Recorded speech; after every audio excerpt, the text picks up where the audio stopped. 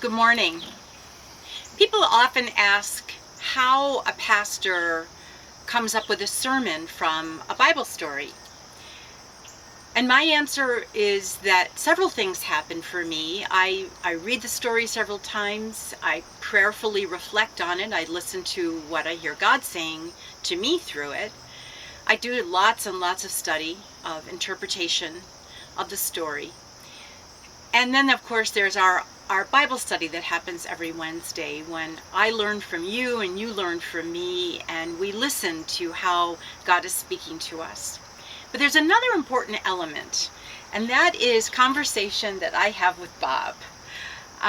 It very often in the morning when we're having our coffee together before I start to work, he'll say to me early in the week, "So what's the story this week? Tell me about the story." And I'll tell him the story, and then we have the most fascinating conversations. And so today we're going to invite you to eavesdrop on our weekly conversation about the text. This week, the third chapter of Ruth. This is not rehearsed. It's not been planned. We've got our coffee. It's the morning. And we're just going to have a conversation about the third chapter of Ruth. So, hey. Well, you made it easy for me. So what's the story about this week? Well, the story this week is a continuation of the story we've been hearing the last couple of weeks, but it takes on a really different flavor this week. I think that the English translations of this story tame it. It's actually a really earthy story. You mean sexual? Very sexual. About a man and a woman who sort of know each other, and how God works through each of them to, in many ways, enhance their lives and in many ways kind of set them free from who they've been. Well, can you refresh my memory of the overall, the whole story of Ruth? Well, sure. So you've got Naomi, who's the mother-in-law to Ruth, and Naomi's from Bethlehem, so she's Jewish, and she and her husband traveled to a region called Moab, the Moabites are generally enemies of the Jews, but for various reasons they traveled there. So wait a minute, Moab is adjacent to Right. Israel? Right. Okay. And they don't worship the same God, and they have strange rituals, and so there was no love lost between those two groups of people. So while they're living in Moab, Naomi and her husband's two sons meet two women, fall in love, they get married, and then unfortunately Naomi's husband and both of her sons die. Now, Naomi's husband was Elimelech, right? That's correct. And then the two sons were Mahlon and Chilion. Yes. And then, correct. Okay. So Okay. they're all dead. So they're all dead. We don't know how they died or why. And it doesn't really matter. Okay. So that leaves these three women, Naomi and her two daughters-in-law, in an incredibly difficult and vulnerable situation. And we can talk about that if you want to, but let me just move ahead a little bit to the story. So Naomi, who loves her two daughters. Wait a minute. Let's go back to Okay. the threat to All right. the three women. Okay, so in the ancient world, when this story took place, whether it really happened or not, some people think it was a parable, doesn't matter. In the ancient world, it was an entirely patriarchal society. Men were in charge of everything. And women were considered to be property. Women had absolutely no power. Their world was entirely in the home. The man's world was out in the world. And women had absolutely no rights. Here's an example. If a man got angry at his wife, Right. he could divorce her. There was no court involved. There was no lawyer or, serving papers. All he had to do was go to the gate of the village where all the business, a public business, was transacted, stand there and declare to the other men there that he was divorcing his wife. Done. So he would then go home and say to her, get out of here, and leave her entirely vulnerable. I can imagine that must have been just awful. Oh, of course. And the woman could do nothing about it. She was totally Well, powerless. she was doomed. I mean, with that happening to an average woman, that left her destitute without anything. Right? That's right, because women couldn't work outside the home. I assume they weren't allowed to have possessions and things. Probably just their personal possessions or clothing. I mean, They couldn't own property. Couldn't sell furniture to pay their bills, right? No. Couldn't drive a car. None of that. None of the rights that women, at least in our country today, enjoy. So that describes the position. Well, all right, one more thing. So a woman was powerless and vulnerable and would probably die in that world by herself, unless there was a man to take care of her. And there were laws about that. If a woman was widowed, then either his brother or her son, if she had a son, the eldest son, would then take responsibility for her. In this case, it seems that there was no one around to help Naomi and Ruth and the other daughter-in-law. And so Naomi decides to return to Bethlehem, where her extended family lives. And the other factor here that we heard in chapter 1 of Ruth was that there was a terrible famine going on where they were. And so they had no choice. They were starving to death. So in chapter 1, Naomi says to her two daughters-in-law, go back to your families. They'll find you new husbands. Live your life. Have children. Be happy. That was the prudent, safe thing to do. Exactly. Right? And the other daughter-in-law kisses her mother-in-law goodbye, weeps, and returns to her family home. But Ruth, you might remember, Ruth makes that beautiful pledge. Where you lie, to I will Naomi. lie. Where you Exactly. die, I will die. Exactly. Your God will be my God. Where you go, I will go. Yeah, which was huge, because Ruth was saying, I'm going to follow you away from my country, my family, back to your people who are enemies of my people, and who will always consider me a foreigner. So she would adopt Naomi's God as her own and Naomi's people as her own. Yeah. And so imagine. So she must have been a very, very loyal daughter-in-law. I mean, exactly. Some mother and daughter-in-laws don't have that kind of relationship, but obviously they did. Exactly. But imagine that we, for our self-preservation, had to give up everything we know, the place we live, and the only safe place to go was a place that denied our faith and demanded that we obey their faith, worship their God in their way. That would be devastating. Enormous. Yeah. So Ruth and Naomi traveled to Bethlehem, and last week we heard the story of Ruth going into the field to glean, to take some of the harvest that was left behind. And it happened to be Boaz's field. Now, Boaz is a member of Naomi's extended family, and he recognizes Ruth. Well, isn't he related to Elimelech? They would have been the same extended family, but we don't have any idea what the actual relationship was. They could have been cousins. They certainly weren't brothers. Right. But somehow they were related. So this is where we talked last week about whether it's really a coincidence that the field that Ruth chooses to glean in belongs to Boaz, who happens to be a member of Naomi's extended family, who happens to be an older man, much older than Ruth, who happens to be very wealthy and powerful in the town. Right, and because he's a relative, that means a male relative, that means that there's some incumbency on his part to be obligated to take care of Ruth, correct? Well, Naomi. Naomi, that's right. And okay. maybe Ruth, because Ruth is kind of attached to Naomi. Right. But Ruth is still very vulnerable because she's still a foreigner. And although God's law, the law God gave his people, required them to care for widows and orphans and foreigners, there was no guarantee that everybody else was going to treat her well. So let's fast forward to the sex Okay. part. All right. So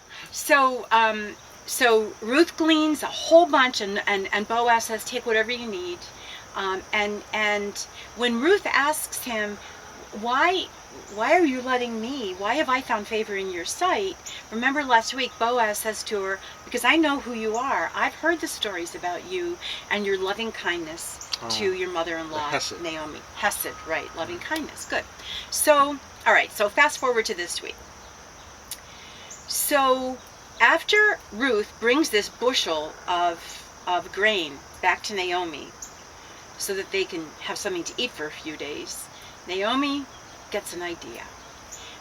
She says to Ruth, "Well, where did you glean?" And Ruth says, "Boaz's field." And Naomi says, "Oh, he's a distant relative of ours." So now we're into chapter 3. Naomi recognizes that Boaz might be the key to her and Ruth's survival. And not only survival, but maybe a new life for the two of them.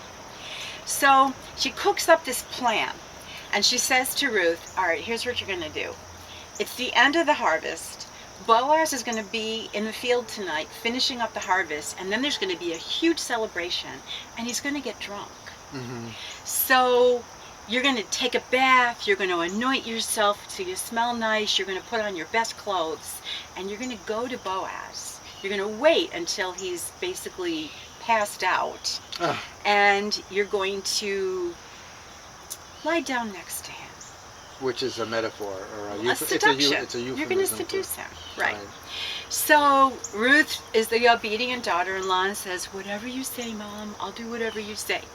So sure enough, she goes, she does all those things. She goes and sees Boaz lie down on what's called the threshing floor, which sounds like the floor of a barn, but it's actually outside. It's actually kind of at the end of the harvesting field. And Boaz goes to sleep, and Ruth goes over and lies down next to him. Well, he wakes up, and he's startled, and he says, "Oh my gosh, a woman! Who are you?" And she says, "I'm Ruth. You know who I am." And then she says, "Spread your cloak over me." So here's where the very kind of erotic part happens. The language that's in the original Hebrew that's used really tells the story much better than the sort of sanitized English version. When Ruth says, "Spread your cloak over me," what that word means in Hebrew is essentially, take me under your wing, marry me, make me one with you. Oh my God. And when they talk about her uncovering his feet. Feet is a euphemism for the lower half of the body. And so they make love. Okay. It's pretty clear. They make love. And she stays for the night. And in the morning, they wake up, and the sun's coming up, and he's like, "Holy tamale, we don't want people seeing us that we spent the night together, right?" Right. So he gives her 6 6 groupings of barley to take back to Naomi. And Ruth goes home, and Boaz goes, kind of like, "You leave before I do," like we see on TV.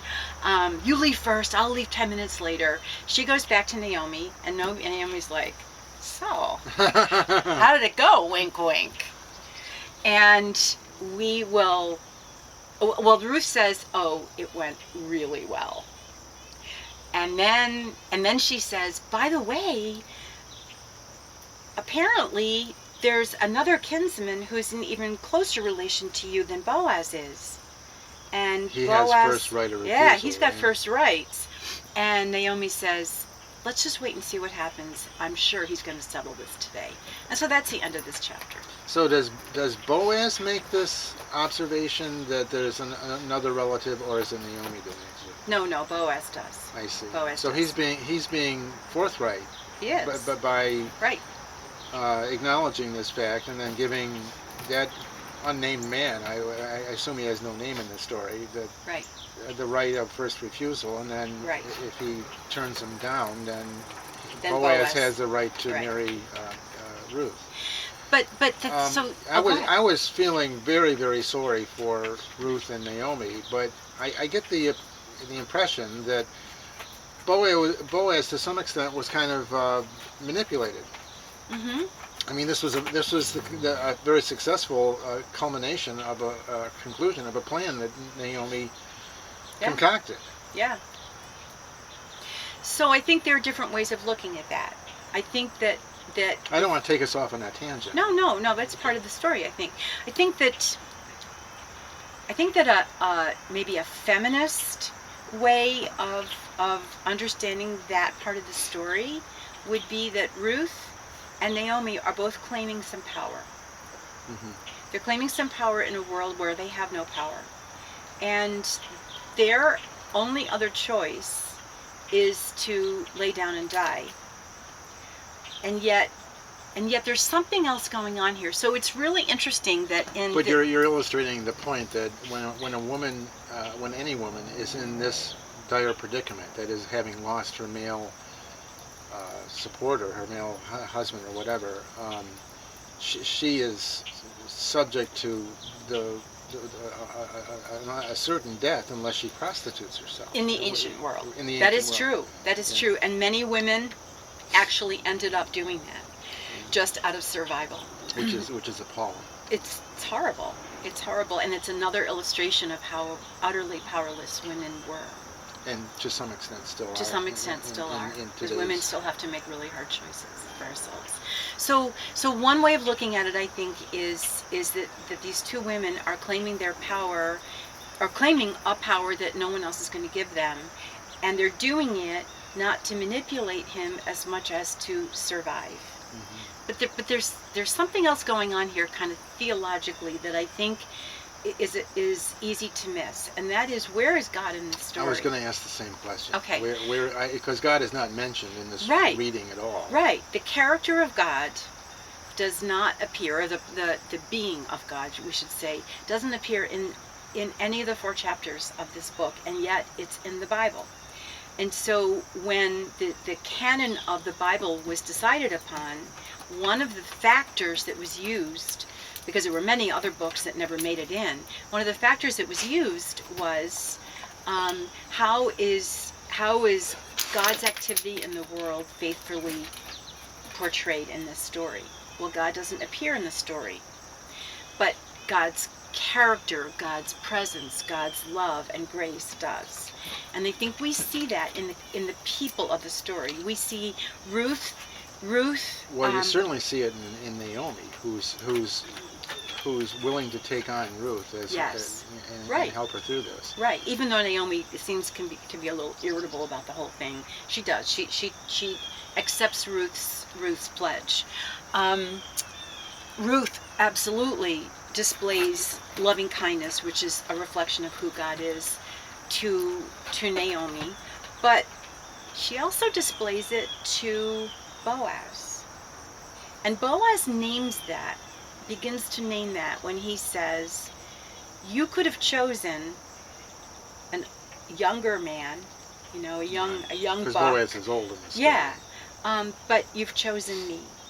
And so I think we'll see this play out in the 4th chapter, as the story ends, that God's loving kindness is present in all 3 characters. Also in Boaz. I mean, he is more than willing to take on responsibility for both Naomi and Ruth, Now, Ruth may be a ravishing beauty, a real catch. I have no idea. We don't know that. But it feels to me, when I read the story and think about it, that it's more than a legal obligation for him.